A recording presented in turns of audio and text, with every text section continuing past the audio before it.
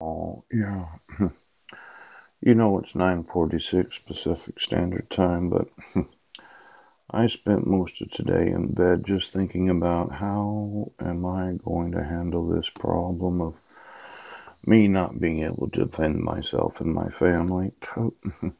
Because that's really what it is. I'm informing you that my rights are being violated and you are refusing to allow me to sue you and have you put in prison. Now, you know, this nature of the offense, this article, which undergone a material change since 1775. This direct force or compulsion where you're going to obligate me to go to court. Yeah.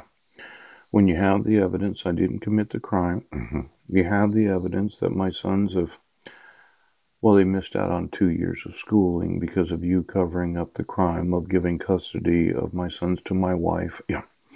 Without me having any due process at all.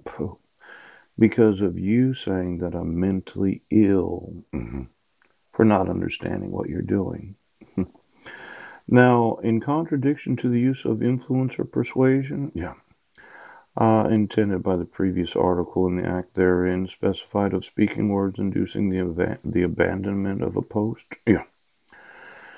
You know, I don't think the actual lawyers of the Judge Advocate Corps have a post that they have to be at, and it's probably one of these where you go through the law schools trying to attract the best talent that you can get.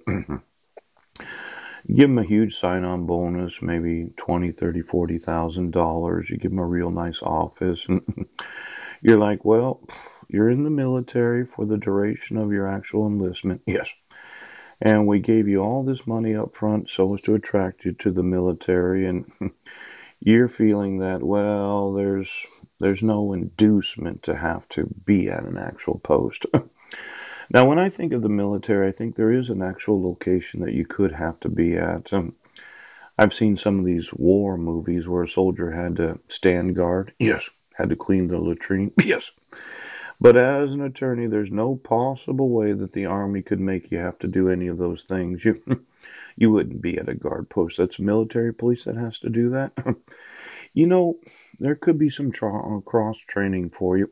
Had you ever thought as an attorney of the United States military that learning what the military police get to do, where you could just stand at your post for 8 hours a day, approximately 3 months to 2 years, depending on the term of the actual contract that you signed.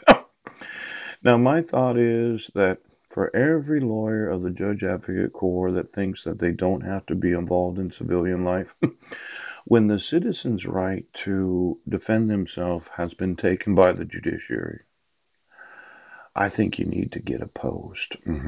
Could you contact every lawyer of the United States military and find out exactly where do they report to work at? One of these military bases, or maybe the Pentagon? It could be that we need to have more guards in the United States military. Now, let's say you put up one of these little shack things. Yes. Yeah, it's kind of like a latrine without a door and there's no toilet in it. Yes.